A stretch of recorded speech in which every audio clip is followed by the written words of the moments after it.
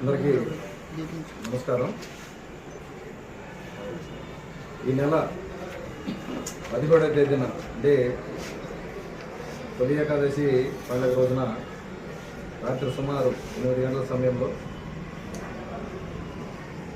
వినుకొండ పట్టణానికి చెందినటువంటి షేక్ రషీద్ అనేటువంటి కుర్రవాడిని మల్లమూరు బస్టాండ్ సెంటర్లో హత్యగా ఉంచడం అనేది జరిగింది. ఆ కేసు తాలూకు దర్యాప్తులో భాగంగా ఆ కేసులో ప్రధాన ముద్దాయి అయినటువంటి షేక్ జిలానీ అలియాస్ జానీ అనే అతన్ని అదే రోజు అరెస్ట్ చేసి జ్యుడిషియల్ కస్టడీకి పంపడం అనేది జరిగింది. ఇన్వెస్టిగేషన్లో భాగంగా ఆ కేసులో ముద్దాయిలు ఎవరైతే ఉన్నారో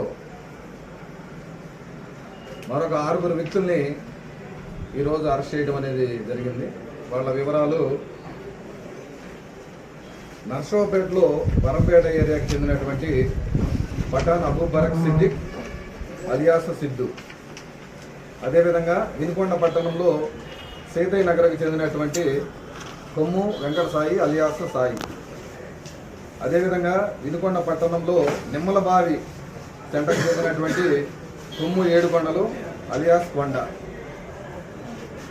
అదేవిధంగా నిమ్మలబావి బజార్కి చెందిన బయలపోయిన అనిల్, జేపంగుళూరు మండలం ప్రకాశం జిల్లా అక్కడ తక్కిళ్ళపాడు గ్రామానికి చెందినటువంటి పాలపర్తి సుమంత్,